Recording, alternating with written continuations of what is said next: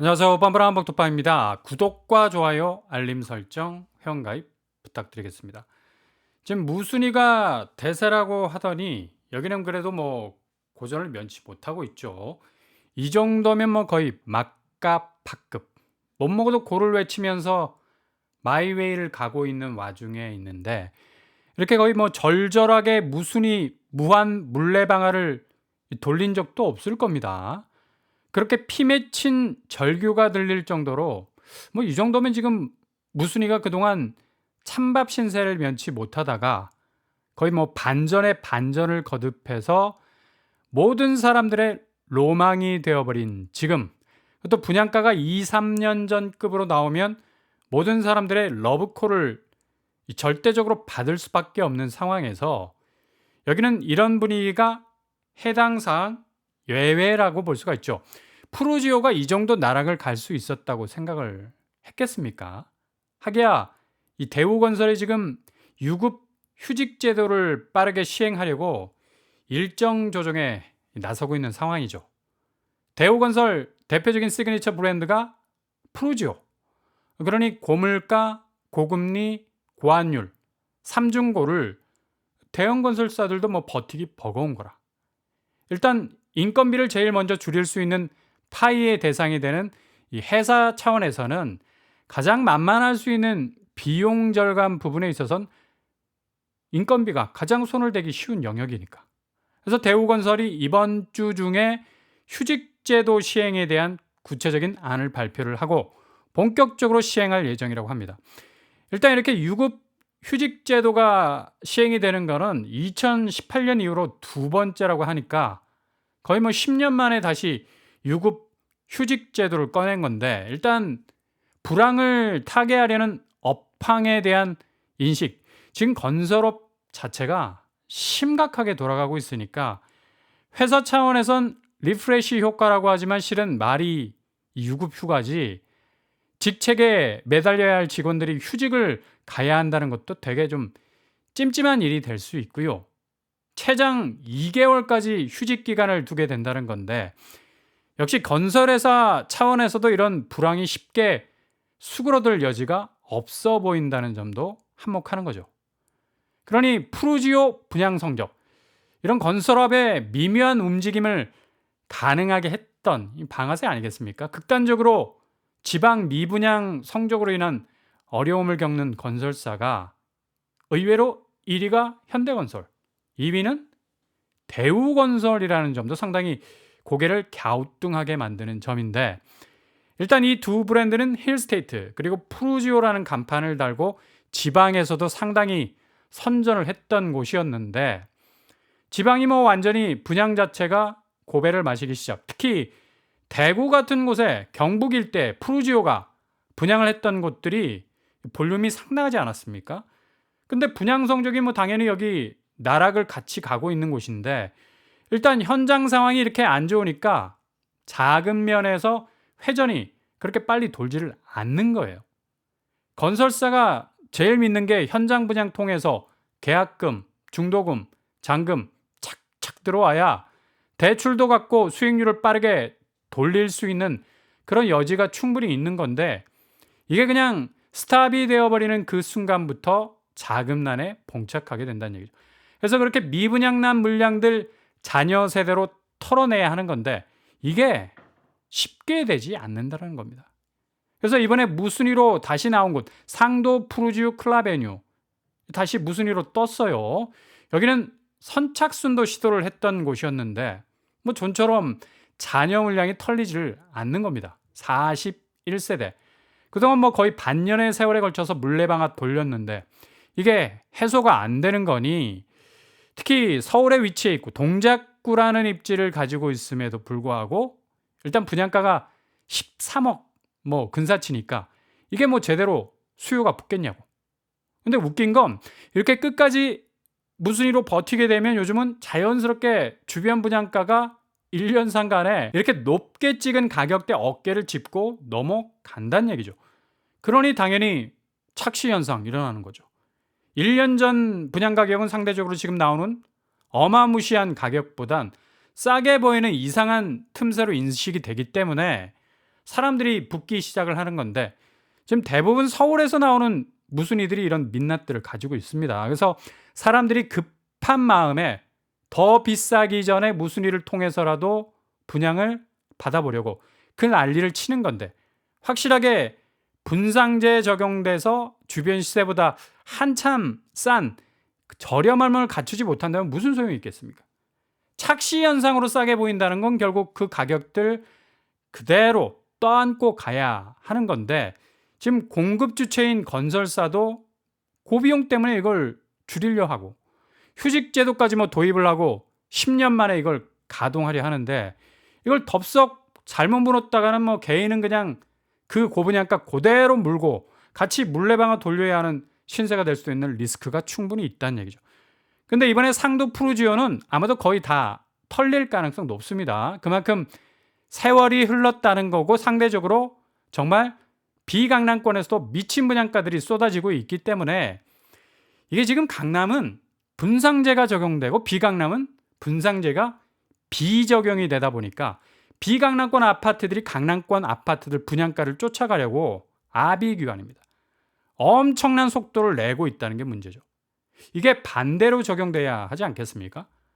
강남은 어차피 분상제 적용돼도 기본 20억이야. 접근성이 되게 난도가 높은데 비강남은 분상제 적용하면 그래도 어느 정도 착실하게 저축하고 준비한 사람들은 접근이 가능할 수 있거든. 이걸 자꾸 거꾸로 만들어 놓으니까 그냥 분양시장이 폭발한 거죠. 고스란히 그 피해는 수분양자가 받는 구조로 가게 되는 겁니다.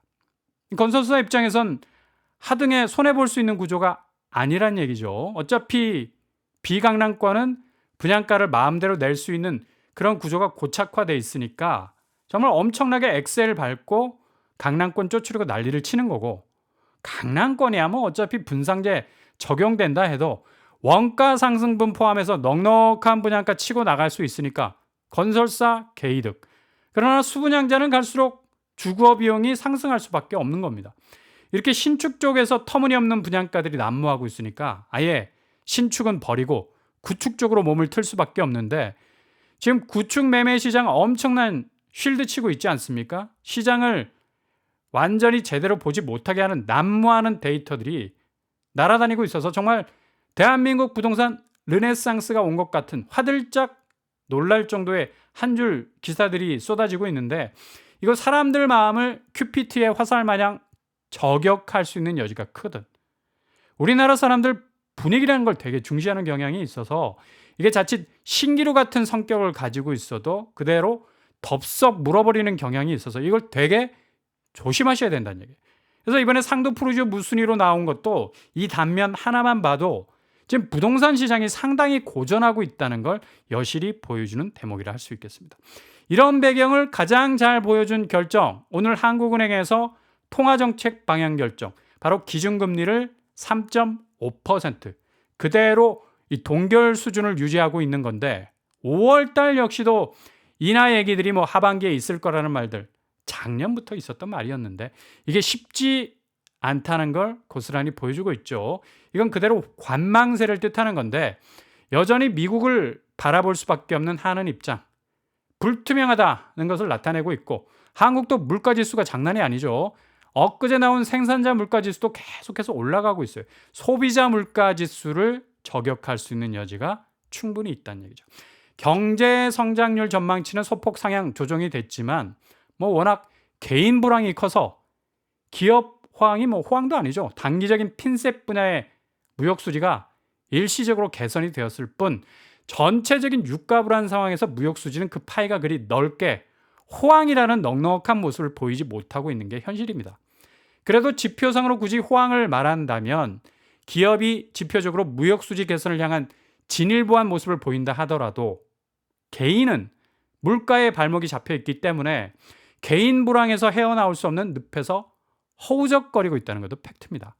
그래서 하는 경제 전망에서도 상향 조정의 백그라운드에는 목표 수렴 확신까지는 더 지켜봐야 한다는 단서가 딱 달려 있다는 얘기죠. 그러니 지금 경제 전망 자체도 그리 밝아질 수가 없는 겁니다. 이렇게 경제 전망 불확실, 고물가, 고금리 상황이 연쇄적인 도미노 흐름을 타고 있는 현실에선 부동산 분양 시장의 어려운 국면은 단지 뭐 그냥 업황의 특수한 환경 변화에 의해서 나홀로 불황을 겪는 게 아니라 이 전체적인 구도 안에서 벌어지는 일인 것을 그냥 한눈으로 알 수 있는 아주 명확한 그림이라는 얘기죠. 당연히 뭐 큰 형님격인 미국이 어제 연준 회의록 공개하면서 인플레이션이 2%대로 계속 향한다는 더 큰 확신을 얻기까지 앞으로 시간이 예상보다 훨씬 더 늘어질 수 있다는 사실을 언급한 것도 한은이 이러한 궤적에서 결코 자유로울 수 없다는 것을 단적으로 보여주는 거죠. 그리고 오늘 통계청에서 이런 한은의 고금리 정책을 고스란히 그 결과값으로 보여주는 지표도 발표를 했습니다. 바로 가구 실질 소득이 7년 만에 최대 폭으로 감소 추세. 그러니까 가처분 소득 실질적으로 현금 박치기에서 사용할 수 있는 여력이 많이 줄었다는 지표 발표했어요. 1분기 가계 실질 소득이 1.6% 줄어버렸다는 건데 이건 실질 근로소득 통계 작성 이래 최대 낙폭을 기록하는 수치라는 얘기입니다. 이렇게 지금 시중에 돈이 잘 돌지 못하는 구조로 가고 있는 거예요. 그러니 그 누가 과감하게 집을 현금 박치로 살 수 있겠어요. 일부 연예인들이야 0.1% 최상위에 있는 사람들이나 수십억 하는 집을 그냥 몽땅 대출 끼지 않고 집을 샀다라는 가십거리 기사가 뭐 이런 게 기사화되는 것도 이해가 안 되고 일단 대기업도 어렵다고 뭐 초반에 말씀을 드렸었습니다. 대우건설이 휴직제도 부활한 것도 기이한 현상으로 볼 수 있는 거고 일단 물가가 치솟는 상황에서 소득은 일정하니 당연히 쓸 수 있는 파이가 줄어드는 것 당연한 일이죠. 특히 주거 비용이 상당 부분 퍼센테이지가 높아진다는 걸 알 수 있고 소득 및 소비 지출 보면 5분위에 있는 사람들 소득이 확실히 줄어가고 있는 걸 볼 수가 있어요. 물가만큼 소득이 오르지 못하는 구조가 경기 불황의 대표적인 디플레이 현상에서 보여주는 부분인데 이렇게 자금 여력이 개인에서부터 어려움을 겪게 되면서 집에 대한 여력이 갈수록 줄어갈 수밖에 없다는 거. 결국 집을 살 여유가 점점 없어지게 된다는 건데 도대체 누가 어디서 얼마나 집에 대한 수요에 불을 붙여서 나오는 건지 도통 알 수 없는 집값 화랑에 대한 소식들 불신할 수밖에 없는 소지가 많다는 얘기죠. 이렇게 개인 실질 소득이 감소가 된다는 건 스스로의 능력으로 빚을 쳐낼 수 있는 여력이 많이 감소될 수밖에 없다는 얘기죠. 그래서 서울은 주담대 연체율이 뭐 올 들어서 3년 만에 거의 3배 정도로 늘어가는 추세. 당연히 뭐 집값 자체가 비쌀 수밖에 없으니까 이걸 감당하기 위한 대출 파고들었지만 대출 금액 뭐 나올 때야 좋지 이후에 이걸 갚는다는 게 정말 간단치 않은 일인데 가뜩이나 뭐 실질 소득 감소는 결국 고물가로 인해서 선택의 여지가 좁아지는 걸 의미하는데 집값 부분은 체감도가 훨씬 더 심할 수밖에 없는 거예요. 그러니 연체라는 꼬리를 물고 가는 건데 세종은 뭐 3년 새 5.5배나 증가하고 있는 추세라고 합니다. 여기는 뭐 전국적으로 집값이 급작스럽게 빠지는 분위기라서 이렇게 연체율이 급증할 수밖에 없는 상황에 놓이고 있는 거죠. 이거 초반에 말씀드린 한은의 금리 동결과 맞닿아 있는 부분입니다. 고금리 상황이 개선이 안 되니 이자 부담이 100배 계속해서 이런 부담이 가중이 되니 어떻게 돌려막기 하는데도 한계에 부딪히게 되는 거고 장기적으로도 집값이 개선될 거라는 전망이 거의 뭐 불확실한 데이터 근거로 쏟아지는 말들이고 실제로는 뭐 미국 기준금리 자체가 도리어 인상 쪽으로 방향을 선회할 수도 있다는 분위기도 흘러나오는 마당에 무슨 호재가 그리 만발할 수 있겠습니까? 그러니 지금 상당 부분 미리 대출을 땡겨서 집을 산 사람들이 고충이 이만저만이 아니라는 얘기입니다. 이미 나는 집을 마련해서 세이프라는 생각도 상당한 리스크로 작용할 수 있다는 점도 분명히 있다는 점 주지하셔야 됩니다. 그러니 단단하게 준비를 하셔야 돼요. 지금 서울 집값이 치고 올라간다는 얘기들 많이 하는데 서울 집값의 풍향계 헬리오시티 이번 주 주중에 나오는 거래가 오늘 떴습니다. 25평 고점 20억 9천에서 16억 6천 거래가 나왔어요. 이제 뭐 거의 15억대로 진입하지 않을까라는 생각이 들고요. 4억 이상이 하락을 했습니다. 헬리오시티 오른다는 소리가 엄청나게 메아리처럼 울려 퍼졌고 물론 뭐 층수가 저층이라는 점이 있지만 헬리오시티 같은 경우는 1층만 아니면 거의 뭐 비슷비슷한 양상으로 가기 때문에 이거 되게 중요한 지표가 나온 거예요.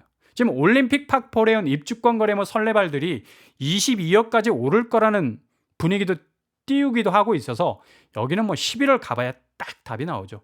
강동구 전세가 거의 뭐 폭탄 매물들이 많이 나올 것으로 보여서 조합원 입주권 아닌 분양권 거래가 나와봐야 정확한 거래 지표를 알 수 있는 건데 너무 뭐 둔촌일병 이전에 뭐 분양 구하기에 나서더니만 이제 뭐 가격 구하기에 온몸을 던지는 걸 볼 수가 있죠.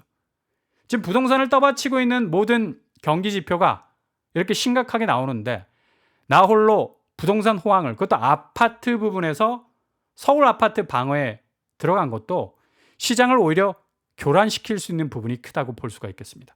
그러니 잘 살피시면 반드시 로드맵이 보이실 겁니다.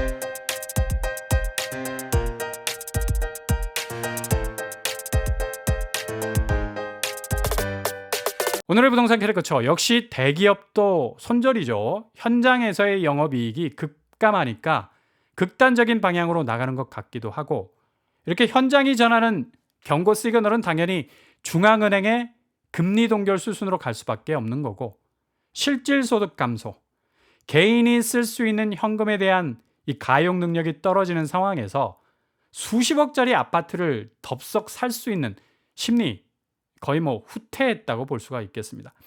한 방에 훅 넘어갈 수 있는 구조는 중국만이 아닙니다. 오히려 한국 부동산이 더욱 취약한 건데 잘 기다리시면 반드시 골든타임 올 겁니다. 기대하시라. 개봉 박투. 올드 응원합니다. 항상 여러분의 길이 꽃길만 되실 수 있기를 바랍니다. 이상으로 뻔뻔한 복덕방을 마치겠습니다. 구독과 좋아요 부탁드립니다. 감사합니다.